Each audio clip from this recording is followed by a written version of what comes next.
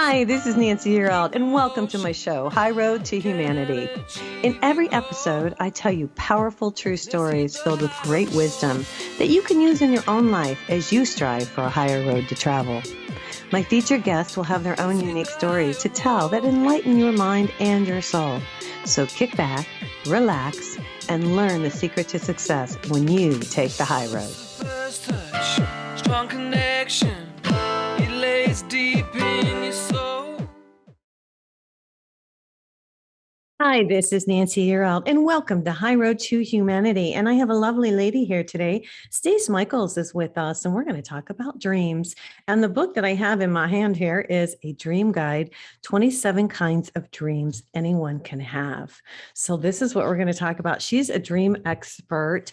And just to give you a little information, she has 3 degrees in psychology from William and Mary and Atlantic University. She's written 8 dream books, including a bestseller, A Little Bit of Dreams, and the best-selling books on scary dreams, you guys, Nightmares, The Dark Side of Dreams, and Dreaming. Now, I'm just going to read a little bit more. She's taught dreams in college, which led her to write a course, a modern dream analysis course in dream analysis for individuals, groups, and teachers. She's well-versed in psychology, and she's modern mystic theory. She's lived in Virginia, but she currently resides in Toronto. And as a new potential in problem solving, she suggests that medical researchers, I like this, scientists and inventors can harness dreams as a powerful source of practical insights for sought after breakthroughs. Now, and based on 10 years, listen to this, work as a police analyst, a new 9th book. She's going to do a 9th book, you guys. And it's it's done already. Yeah. Was it done already? Oh my God. It's a true crime novel called Justice Plays Roulette, which tells the story of a murdered bride, 4 confessions, and a jailed cop, a crime that troubled a community for a generation and blows the lid off police practices in America. Well, welcome to High Road to Humanity, Stase. How great to be here. I'm really glad you're here. Before I get started with the book, I pulled this up online, you guys, and I just wanted to say this. I always like to talk a little bit about humanity, but I wanted to talk to you about Stase first. But here's what I pulled up. The House passed the bipartisan infrastructure bill, and here's how crypto investors will be impacted. I found this very interesting. So the House passed the 1.2 trillion bipartisan infrastructure bill late Friday. Now it's off to President Joe Biden's desk. But one of the provisions would require each broker, which mainly would be exchanges, to report their cryptocurrency gains in a type of 1099. Brokers will also have to disclose the names and addresses of their customers. So I just want you to know this. Critics worry that, as written, the provision's definition of a broker is too broad. And this thing goes on. This is a long article, but I'm going to hit on some of the high points here on the crypto, because a lot of people are into this crypto coin stuff right now. So part of this says a broker or exchange must send a form 1099-B to both the Internal Revenue Service, the IRS, and their customer. The customer uses the information from the 1099-B to calculate the preliminary gains and losses, which was reported on their own tax return. However, these 1099s are going to be inaccurate for the most part because these exchanges don't have visibility into what you have in your self-custody wallet or what you're doing in decentralized finance or DeFi applications. Wow, this is crazy. So if an investor were to send 100,000 worth of Bitcoin from their self-custody wallet to their Coinbase wallet and sell the funds, Coinbase would be required to issue a 1099 saying that the investor sold 100,000. So you guys watch out for this kind of stuff. Okay. So they do these bills and then they put all this kind of stuff in there, and Bitcoin is one of them. So I thought that I'd bring that to everybody's attention today.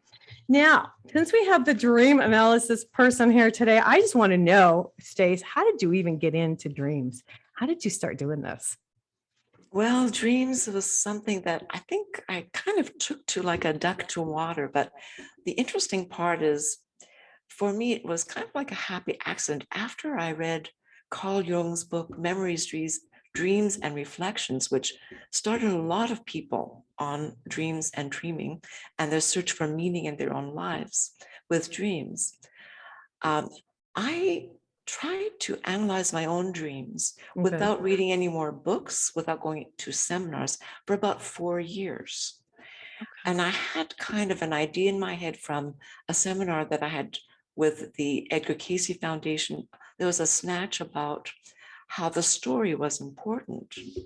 So there I was for about 4 years, trying to understand my dreams. And I came to see very quickly that every time I got the meaning of a dream, and it was so exciting, that I just had to know what every dream meant. Mhm. It was as if my own psyche then became a teacher and taught me the next step. Okay, this is what you should see next. We're going to give you this other kind of dream now. What are you going to do with that? And it became like a tennis match of going back and forth with my own inner self or the psyche or the soul, Mhm. and began to teach me that not only do dreams have meaning, but they come with a purpose. Okay. And that's what this book is all about. It's of the 8 that I've written, it's maybe one of my favorites. Like Yeah. each one is a child that you let into the world and you love them all. Right. But because it shows the 27 different kinds of purposes, and a dream comes with a meaning, but it comes to do something. It comes to change your emotions, balance them out, or be a catalyst to help you get more of a certain kind of emotion.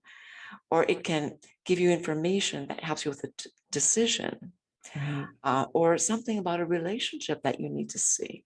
So each Mhm. one has a purpose. So one of the questions that I encourage people to ask is not just what does this dream mean, but what is it trying to do? Yeah. Well, you say dreams have a purpose to heal, reconcile emotions, give insights into a goal, or help with a decision, which is what you're talking about. And then you go on to say a dream invites you to make a small change, like a shift in attitude, or to improve a relationship, or to make a better decision. Now, I just want to ask you something. Does this take practice? Because I just feel like, and I've had different people on the show who are say they're dream experts, but a lot of us, I'll just include myself. I mean, I just dream. But I have started, I guess, since I've had people on the show who said to me, well, if you want to remember your dreams, you have to have that intention before you go to sleep. So this is like a practice, isn't it? It's a practice. It is yes and no. And I think that Okay. like something like a flashlight, wherever we point it is where we give our attention and where our path opens up. Okay. So if you are interested in dreams, you're going to get more dream insights. Okay. However, I also think that dreaming and our dream psyche is a natural tool of the mind. So it's already there, it's already in place. And people like Edgar Casey, for example, in the Edgar Casey readings, have told us that dreams are probably the easiest and the most clear connection that we can have with our own inner self, with our own soul, and Hmm. from the soul even further out into the great beyond, and even with God and the angels in that way. So it's a connection, not just to our inner selves, but to the universe and to life itself. Okay. And one of the amazing possibilities with dreams is, yes, it creates these small daily changes, but they actually not only change you and your life, but they give you the truths that we are instinctively searching for. Truths Right. about ourselves, about people around us, about the world. We're all just hungry to understand life and ourselves. And dreams are probably one of your clearest and easiest tools. Now, is it a practice? I say no, in the sense of people think that dream analysis is difficult. I'm here to say it's easy. Dream analysis is easy. It's if you can learn to drive a car, you can learn to analyze your dreams, and it'll become just as automatic and just as quickly. And that's why I do put out those 5 steps on my I website for free. know. Well, and I saw that in your book too, you guys. She has the 5 steps that you can go through. Now, you do say in here, of course, Mystic Edgar Casey suggests that we pre-dream everything important which happens to us.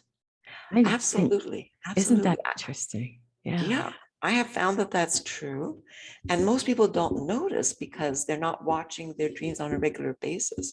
Mhm. And you can tell if a dream is about the future because if you're analyzing your dreams regularly, you see a story and you say, okay, you're looking at the gist of the story and you're saying, oh, this looks like I see a dream with this great new house. And this, I go in and there's a huge new room full of sunshine and wonderful things that I've wanted, like a piano and and it makes me feel so happy. So I'm not about to buy a new house and I'm not about to redecorate any rooms or buy a piano, Okay. but it's an image of opening doors into something new that makes you feel very happy. So if it doesn't apply to your life right now, one of the questions you ask yourself is, okay, could this be about my future? And very Mhm. often it is. Interesting. Now, I always feel like I'm working stuff out in my dreams, like, stuff that you can't seem to come to, um, I guess a good conclusion in your head while you're awake. I feel like when you go to sleep, you're working it out. What do you think? Absolutely. I do think that one of the things that we do is we take whatever we've been doing during the day Hmm. and somehow our inner self, the psyche, does a review, Yeah. goes over everything that happened Yeah. and things that we kind of completed and we're good with, it kind of files, stores into our memory banks. But other things that are leftovers, if you had a conversation with a friend at lunchtime and something felt a little bit off and you're not Hmm. sure why, your inner self will flag that and will see, okay, what can I say about that friend that's different today than what I know her before? And it'll give you a dream answer. I give you a dream answer. I love it. You guys, I'm here today with Stase Michaels. Her book is called A Dream Guide, 27 Kinds of Dreams Anyone Can Have. This is Nancy Year Out. This is High Road to Humanity, and we'll be right back. Well, this is Nancy Year Out, and this is High Road to Humanity. And I'm here today with Stase Michaels, and we're talking about dreams. Stase, we were talking about how people work things out in their dreams, and I can attest to that. But I can also say that I only remember the dreams that are like, I don't know, give me that aha moment. Those are the ones I remember.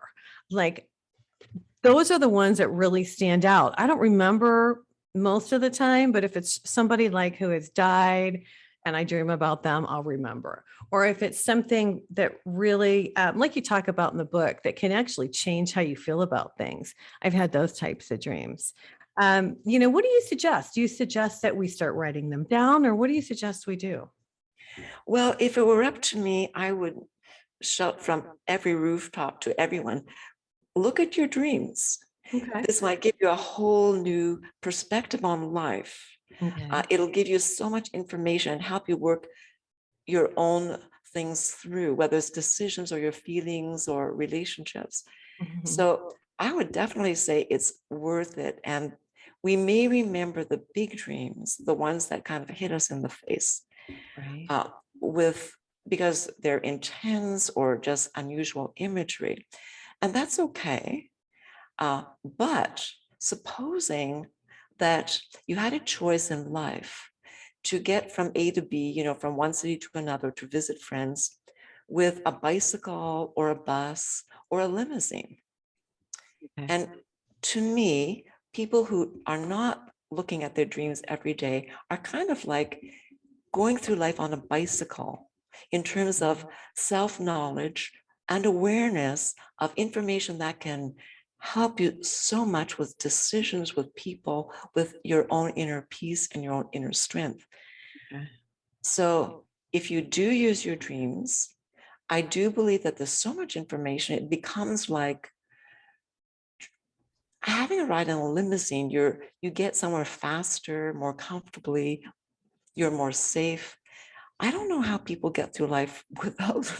I love it. I love it. Well, I just think this is great because it's just a new step, in people evolving and raising their consciousness. It's a new thing. I It's think a it's lot. that. It's that. And Yeah. then also, if you're afraid, Yeah. what do you do to get over your fears? Your dreams will help you. Mhm. If you're baffled about a decision, what do? Sure, you can talk with friends, but their guess can be as good as yours. However, your own soul knows you best. It can tell you, oh, this decision, if you go in that direction, I can show you where that will lead. Well, And yeah, I'm going to give you an example. So I was going yeah, to have some work done on my house yesterday, and I had the guy come okay. over, and he gave me the estimate on he's going to do some. We're going to restucco my house because I'm in New Mexico, and then I thought about it, and I thought, well, it's getting cold, and it's going to be too cold to do it. Maybe I should wait till spring. Then I couldn't sleep all night last night because I kept thinking about the house and what I was going to do, going over in my mind. Should I do it? Should I not? And I Yeah. couldn't sleep. And it was a terrible, restless night of sleep because I couldn't. Now I finally went to sleep, of course, but I was really having a hard time making that decision. Now I didn't dream about it, but in the morning I got up and made my decision and moved forward. Now maybe I dreamed about it, but I don't remember. So talk to us about stuff like that. Well, and again, sometimes there are leftovers, like how you feel Right. and a different new impression that you have as you got up, something that more clear. So, and it's true, you may have had a dream, but you don't remember it. Right. But if you let yourself remember your dreams, the dream might show you exactly why your decision is a good one. And it might even give you another step. Maybe the decision you made was right, but maybe another person doing it would be even better. You know, Yeah. so you might miss certain information, but you're also getting your clarity from impressions, from ideas, from feelings as you wake up. They can be leftovers from dreams. And I think that's great. Okay, And cool. again, some people like yourself might be more intuitive. So you already tune into your inner self very well. So you may not need to have as many dreams as other people. Uh, I like to have the dreams anyway, just kind of as a touchstone and to not to second guess myself, but to kind of verify. Right. Right. No, I like that. Yeah. Talk about astral travel. When people dream, they visit other realms. I have to be honest, I don't, if I do it, I don't remember it. And So yeah. talk Yeah. about this. Yeah, There, I'm curious actually. there are some dreams like astral travel dreams that are not actual dreams. They're experiences that we remember as a dream. Okay. And the Edgar Casey reading suggests that we actually do quite a lot of astral traveling, but most people don't remember it. Right. However, if you have a dream where you're flying over your neighborhood or in a city and it's late at night, but you're recognizing kind of that you're doing that, that might be an astral travel dream, that you're kind of remembering the leftovers of that. Now, we do that for various reasons. Sometimes we're continuing a conversation we had when I used to give classes. Sometimes I'd have this astral travel dream of being in a classroom with 4 or 5 of the enthusiastic students, and we're continuing the conversation. Or Mm. you might go and heal someone, or you might go Yeah. and visit someone you haven't seen for a long time. Yeah. Okay. All right. Well, I just think it's really interesting. Now, can you make I'm wondering if you put out the intention that you'd like to have an astral dream before you go to sleep. Will that work? Absolutely. Whatever intention that you give yourself as you're falling asleep, whether you want to remember a dream, whether you want to ask a question that you want a dream to answer, or Mhm. you want to spread your wings and you're going to say, I'd like to see if I can remember my astral travels. Yeah. That would be really cool. Okay, I'm going to do that. All right. So my daughter had this dream and she said, next time you have a dream expert on, ask her.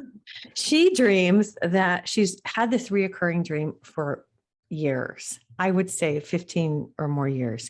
She says she dreams that she's packing. She's always dreaming that she's packing. She's packing her house and everything's in disarray and she's packing, always packing. Why would she dream that?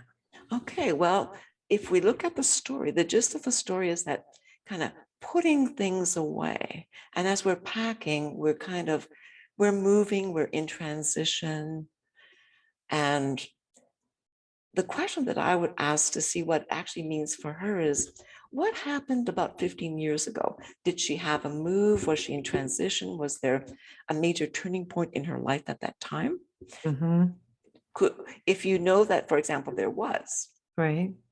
then Then that's stuck with her. And that's why she keeps dreaming it, right? well, that could be one reason. And it could Okay. be also that it sometimes a recurring dream is a message that you haven't gotten yet. Okay. But another reason for a recurring dream is that it becomes a cue, like CUEQ. Okay. So that, for example, if she was going through a major transition and letting things go, like the end of a relationship or moving Right. 15 years ago, then every time she needs to let something go, she might have this dream. Oh, And it's saying to her, you know, remember how you used to be able to let things go? This is another time when it's probably a good idea to do that. I love that. That's probably true. I really like that. Talk about visits from our deceased loved ones, because I've dreamt about people who have passed, not often, but when I do, I really remember it. And I feel like when I do remember it, then they must have visited me. Talk about that to the audience. Yeah, well, certainly dreams about someone who have died can be symbolic, and sometimes they are. And it all depends on what the story is about. Right. But it's, again, one of those kinds of dreams that's very common. One of the most common dreams that people send to my website, you know, which they can do, and I'm happy to look at them. What's your website, Stase? It can be my name, stasemichaels.com or interpretadream.com. You can Okay. send me a dream and I'm happy to give you some feedback on it. Okay. But the dreams about people who have died is so common. I get this very often. So what happens with that is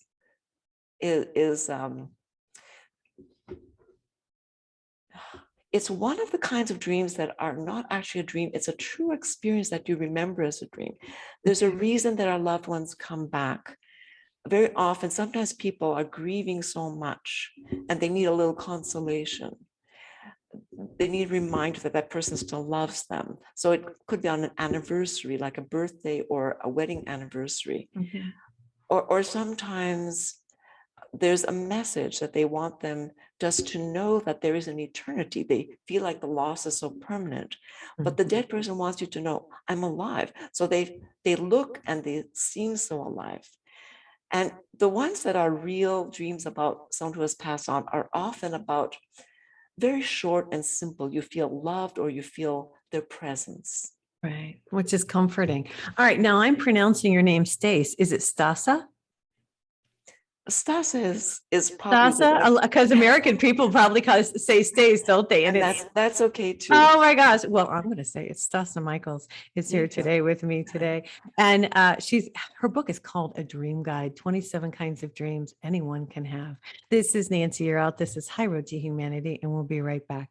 With Nancy You're Out, and I'm here today with Stase Michaels, and we're talking about dreams. Tell us some stories. You have some wonderful dream stories in this book. Just so you guys know, each chapter, she has a chapter on nightmares, single dreams, reoccurring dreams. And with each chapter, she has several stories. So this is a very interesting book. I just wanted to say that. But what are some of the stories a story that sticks out that you'd like to share with the audience? Well, one of the stories that was meaningful to me was when I was just learning to interpret my dreams.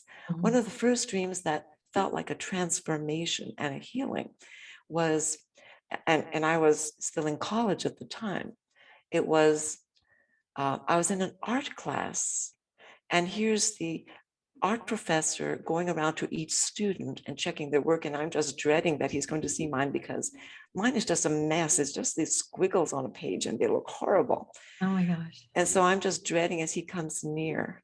And then as he gets near, I see his blue eyes that look like the world of all of the love in the world is in them coming towards me. And he looks at my sheet of paper with the drawings of the squiggles. And he says, oh, there's potential there. And suddenly the squiggles transform into this most beautiful looking violet purple orchid. Oh my gosh. And as I woke up seeing the beauty of that orchid, and then I realized, okay, here I am just a young person in college, and I'm kind of a mess. I don't know where my life is going. I don't know what I'm going to do. But the dream felt like this immense promise that Mhm. I was going to get it together. I was going to make it work. And that it felt like a connection to my soul for the very first time. And that was transformative. And I'd love for people to look to their dreams to find these kinds of transforming dreams. That is, thanks for sharing that with us. Now, did you meditate? Have you always been a meditator and connecting to the divine in that way, or are you religious, or what's your background as far as that goes? Oh, for sure, for sure. Yeah. I was raised in a family that um, was religious, but in a relaxed sense. Cool. In the sense that I always came to appreciate that all religions have something beautiful and good and meaningful in them. Mhm. Um, and our parish priest, was someone who came and blessed us, at holidays or at Christmas. But we all knew that he was just a human being as well. It wasn't Mhm. anything that we put on a pedestal. So it was kind of a practical kind of spirituality. But Cool. I think because I was probably a little bit on the psychic side as a child and very intuitive, um, my own questions led in those directions as well. So Okay. certainly there in my 20s, I was exploring advocacy and exploring not only dreams, but astrology, what the afterlife meant, and all of those things. And I think having had a lot of experiences directly um, made a big difference too. Now, for example, I could tell you one story that will keep you shivering in your boots, Okay. where when I was 19 or 20 or somewhere around there, about the same time as I was getting into all of this, Mhm. I went on a bicycle trip, with about um, 2 dozen people, and I was new to bicycling. So as we got to the top of Mount Mansfield in Vermont on Thanksgiving, we were going to have Thanksgiving dinner at the hostel, at the youth hostel. When we got to the top, we stopped for lunch, and then the two group leaders said, "Okay, let's start back again." And there was a very, very light drizzle, not even wet, but just the tiniest drizzle. Now, I did not know that at the top of the mountain, we were at about 45 degrees coming down. Okay. Now, the brakes don't work when the ground is wet. Now, I had no idea about that. Oh, So I didn't know that. I didn't either. But their two group leaders started. I was the third person starting down. And one side of the cliff, because we're at the top of a mountain, is sheer rock. The other side is a sheer drop. And it literally in 5 seconds, I know I'm out of control. And it's in my head, I say to myself, oh, okay, I'm going to die. Oh my gosh. And a voice as clear as you and I talking shouts into my ear, jump, jump now. I wasn't at all scared. For some reason, I did exactly as I was told. You I jumped. swerved my bike to the right, went over the cliff to the side, Gosh. and then lost consciousness. Now, the other two group leaders who started down, they didn't hear a voice. They chose to crash into the wall of rock. Oh Now, my they ended up okay. They ended up okay. As for me, I went down to who knows how far down. The next thing I remember is voices shouting, my clothes are in tatters, I'm being lifted. I guess there was an ambulance, I went to the hospital, whatever. Now, I still don't remember the rest of that day, but I'll tell you an after story of this. While I was in wherever I was at, in the hereafter, I came to like where you see a stage, like we see a stage, and I'm at the bottom of it. And on the other side, there's this beautiful city of light. And someone beside me, who's a guide or an angel who I trust, is saying to me, you can't go there. If you go there, you can't come back. Oh. But there was so much love there, you could not even believe how much. And I said, yeah, but I want to go. Yeah. Yeah. But the angel guide said, it's not your time. So in an instant, I was swooshing like a flood back into my body. Now, the amazing thing too was, the Rod Serling movies where people who are dying get flashbacks of their lives. Mhm. I wouldn't have believed that, except that I did get that. Oh, you did. I got a quick flashback of my life, but I was young, so it wasn't that much to flash. But an after story of that was equally amazing was some years later, one of my dearest friends is a psychic named Joey, one of, I think, the best probably psychic in Canada. And years later, after I'd met him, he said, I've never done a reading for you. Why don't I give you a reading? I said, sure.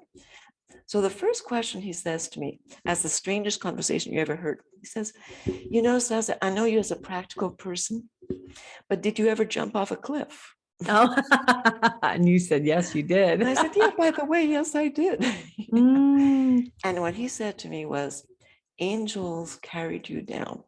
There was one shrub that had broken my fall. And this is why I'm still here today. So I figured, okay, maybe I'm meant to tell people, watch your dreams. Yeah, maybe Listen to that's your why you're dreams. here. Yeah. Yeah.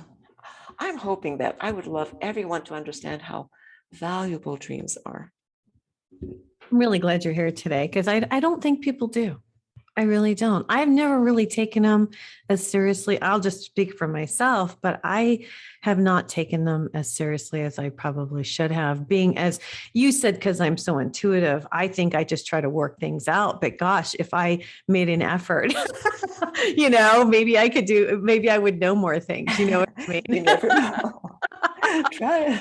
Well, I mean, it's good. It's good. I'm really glad you're here today. So do people come to you all the time, and do you do consultations, or how does this work? They contact you through your website? Like my daughter, for example, she would contact you and say, I had this dream. And then do you work with them on Zoom, or how do you work with people? Well, I've done it many different ways. Right Mhm. now, anyone can send me a dream to my website, and Okay. I'll actually interpret it for free. Oh my I'm happy gosh. to do that. I Oh, don't even charge. oh I've my been gosh. doing that for years. Oh my Uh, gosh. Now, you should. I say the point is that I want people to learn to do it themselves. So I'm not going to necessarily interpret 100 of your dreams, but if you show me that you're making an effort, anytime that you need an insight, I'm really happy to give you feedback about that. Plus, the trade-off for me is it gives me material for my books. I get a valuable feedback and information, which has taught me about nightmares and Mhm. dreams. And that's why one of the things that I know best are nightmares. It's one of the most common dreams that people send. Well, I'll tell you what, we've got about 2 minutes here to commercial break. But when we come back, I really wanted, you have a chapter on nightmares. Um, you said, and I'm going to read a little of this really quick. She says, during a busy day, we forget about the skeletons in our closet. But as we sleep, hidden fears and limitations jump out of the unconscious. In the movie, The Empire Strikes Back, Luke Skywalker enters a deep, dark forest to seek Darth Vader, a villain intent on enslaving the world to the dark force. To appear scary and powerful, Darth Vader distorts his voice and hides behind a shiny black mask. But when Luke turns a corner, he suddenly comes face to face with Darth Vader and pulls off his mask. Luke is astonished to discover that Darth Vader is the long-lost father who he thought was dead. Luke's shock is like having a dream about a personal fault. When the psyche pulls off an inner mask, it feels like a scary confrontation. And like Luke's encounter, there is more to nightmares than meets the eye. So when we come back, we're going to talk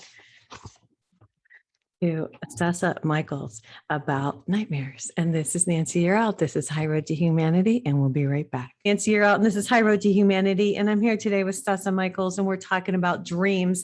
And we're going to talk about nightmares. And, I hate scary dreams. I'm like a little kid.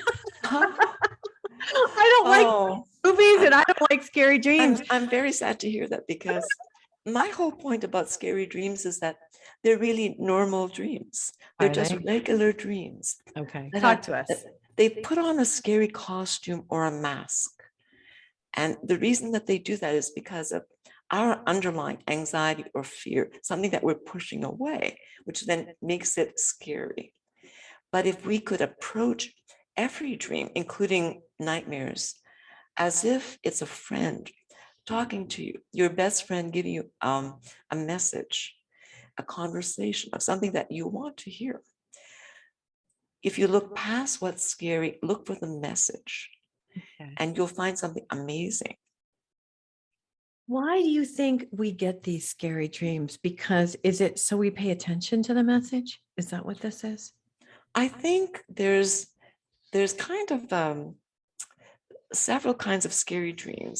One of them is if you're just feeling a real fear. So for example, someone is afraid that they're going to lose their job.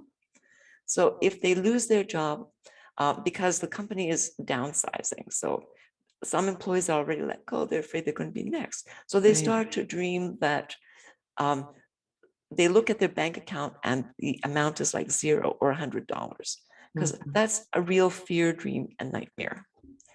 So some nightmares are based on a true fear. Others are this dreams Like that- vampires. What if you dreamed about, I saw you had in the book, somebody who dreamed about vampires. Why would they Again, dream that? a vampire, if you take that as a metaphor, Right. is someone who is taking something from you that they shouldn't, or that is such a close contact that Okay. it becomes almost draining. So you're going to say to yourself, okay, what is it about me that's either allowing myself to be drained or letting people into my life who are draining me? Oh, No, something wow. like that. I never thought about that before. And then there are true warning dreams as well. Dreams Okay. that are true warnings. And there's a way that you can tell if they are a true warning. For example, someone who works at a bank and they start to have dreams that someone comes up to them, they're a teller, points a gun at them, and tries to rob the bank. Mhm. Now, if they have the dream once, you say, okay, what is scaring me? But if you have the dream 3 or 4 times, and each time it's exactly the same, Right. I would then begin to question if it's an actual warning. Real warning dreams are very intense. They often occur several times. You often have them several times. Right. Plus, they show actual details. So it'll show the real bank, the real teller, the real persons around you. So the details are true to life. And then finally, there are appropriate reactions. If you have that kind of a dream, but you're laughing at the person with the gun, then it's probably not about a true robbery. But if in the dream you're afraid, that's appropriate reaction. So those are kind of telltale signs of a true warning dream. Interesting. But you you do a chapter in the book and you talk about, people who dream about like an earthquake. You even talk about somebody who dreamt about COVID before it came on. Talk about that a little bit. I thought that was really interesting. I think that's actually very common. Oh, you do? think Okay. I do think, again, because people don't watch their dreams regularly, they kind of miss it. But it's absolutely happens all the time that you can pre-dream or you dream about something that's a world event or a large event. So for example, I was in a dream group once where I was leading the dream group, and on this one occasion, suddenly everybody is having dreams about this fire and bombs exploding and people getting hurt and journalists in this large historic building. Wow. And we're going around the dream group and nobody can place anything like that in their lives. So at the end of that evening, we're all just kind of confused or just kind of wondering what that's all about. And then within a week or two, a large historic building in the center of the city gets bombed. And it's exactly an event that everybody had a dream about. So it's somehow, we have not only our own unconscious self, but it's as if like the wings of birds that touch each other. We have a collective consciousness, collective unconscious and superconscious, where we can link in and see what's happening in the world. Interesting. So it's not just about each other, but But it's also not preventative. It's not like we couldn't prevent that. I don't know. I always think that we maybe couldn't these, prevent. No. yeah, I always think these dreams are maybe because we're trying to prevent these things from happening. But I think sometimes they're just a way to cushion the shock for sensitive souls. And I think we dream about things that are of interest to us. You know, once I was driving by a neighborhood where I wasn't normally in that neighborhood, and for some reason we were passing a school, and the friend I was driving with kind of said, "Oh, that's a school where I went to grade school." And I said, "Oh, that's interesting." And it was around noon. So that night I had a dream, or the night before I had a dream about a child who drowns in a school swimming pool. oh, So that evening on the news, that very evening, that very school where we were passing at noon, exactly at that time, a child actually drowned in my class. gosh. And it kind of broke my heart. No, why did I dream that? And I think it was because something in me is sensitive to anything that would happen to a child. And I just happened to be close by. So that dream just kind of triggered something that was important to me, even though I didn't know that school, I didn't know that child. I didn't even know I'd be driving past it that day. Now, as you're saying this, I'm into energy. So so what I'm thinking as you're, so you're driving by, and what I get is that you picked up the energy of what happened, and then it was released into your psyche when you were sleeping. Absolutely. Yeah, absolutely. Yeah. Interesting. Yeah, that is. And even more interesting was I had the dream the night before. The night before he drowned. So, okay. But it's the same thing. But it's the same thing. You're still picking up the energy of You're it. picking up the energy. And again, as energy sources, dreams, here's something to blow your mind. Okay, talking about energy. Right. Dreams are kind of feedback about how we are using our own energy. So for example, if you are working on a project or you're in a relationship, and either the project isn't going well or there's some road bumps in that relationship, your own psyche, your own soul says, okay, let's see what we can do about this or what's going on here. So it's taking all of those energies that you're using during the day and giving you feedback. Okay, this is what it looks like when you're interacting with so-and-so. And the dream might show you, okay, you could be a little bit more patient, or you could stand up for yourself more. So it's taking the energy of the day and telling you how you're using it and what you need to be doing with it. And so that brings us to a whole other very advanced notion about dreaming. That Edgar Cayce points out. Here we are in a two-dimensional world. The world isn't flat, but we are two-dimensional beings. Now, Edgar Cayce says our next level of life, where we go to next, is three-dimensional, a world of ideas. We have to be able to monitor our thoughts and our thinking and our ideas and how we build them. And he says that dreams are the best tool that we have to prepare us for that next level of life. Now, if that isn't a reason to use your dreams for someone who's very intuitive, I don't know what is. I love it. Thank you. That's really awesome. Well, yeah, because we're going from 3D to 5D. A lot of us are already getting there, raising our vibration, but this is a way we can raise our vibration a little quicker. A little quicker and faster, and with more awareness of what we're doing, why and how. And that's the whole game in the next level of life. How are you Right. using your thoughts today? Your Mhm. dreams tell you feedback on that. So then you can learn to control that or balance it out. I have one more question before we get out of here today, about dreams of past lives, reincarnation. And you say in the book, this is really good, of course, the golden rule, do unto others as you would have them do unto you.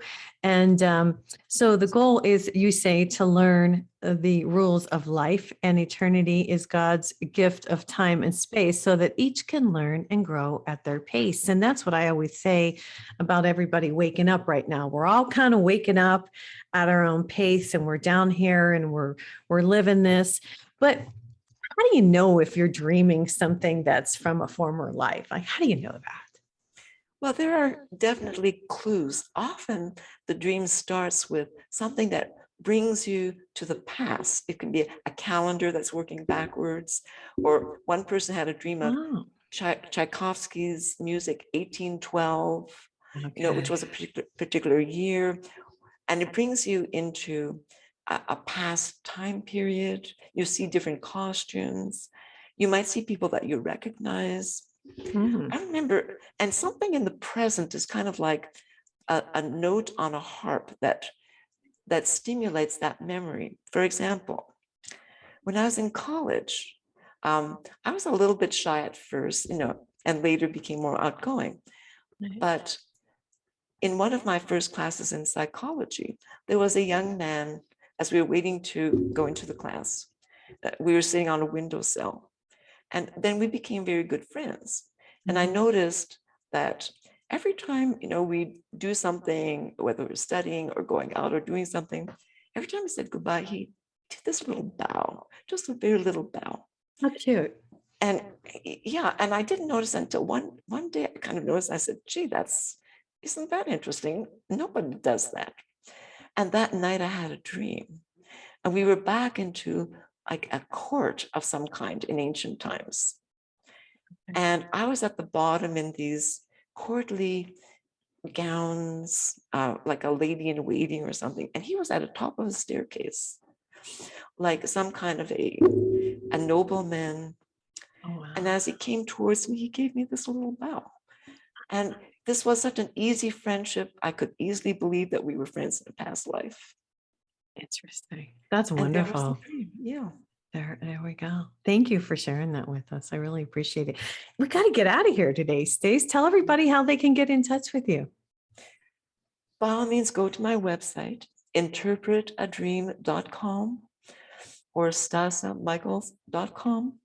I'm happy to speak with anyone and email me your dreams. I love it. I love it. Thank you so much for coming on today. You've just been a joy, and I've learned so much about dreams. You guys, her book is called A Dream Guide, 27 Kinds of Dreams Anyone Can Have. And it's by Stase, and I called her Stacey, but it's Stase Michaels. This is Nancy. You're out. Thanks again, Stase. I really appreciate it.